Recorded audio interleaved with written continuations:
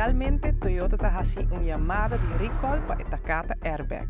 Esa es el recall más grande en el mundo de la industria de auto. Seguridad, hora de manejar, es sumamente importante para nosotros en Toyota.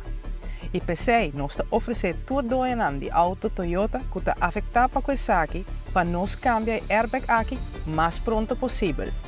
Y completamente gratis. La ganancia dabo para assinar por Waxi por Toyota também está afectada com Takata Airbag.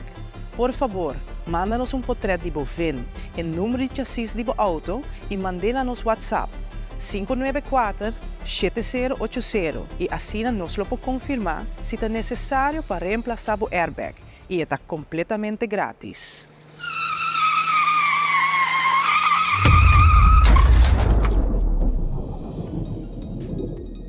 Takata é airbag muito perigoso. Em vez que o airbag aqui está ativado para llenar e proteger, está explotar com pílula de metal com consequência fatal. O Takata airbag causa morte de várias pessoas. Verificar e começar para schedule a reparação AWE. Para sobra, até hora que o airbag aqui está cambiando, você pode bom mês, bom casar, bom you, bom amigo ou ou qualquer pessoa que está cuidando do auto, não vira na perigo.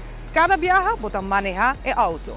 Não saco para ocupar, não saco é saque é inconveniente, pero nos toma a medida necessária para fazer o processo aqui o mais fácil e ligeiro possível.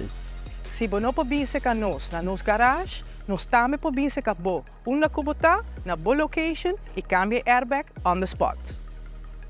Não toma o risco aqui, van direito é saque, para sobre vida não depender de saque.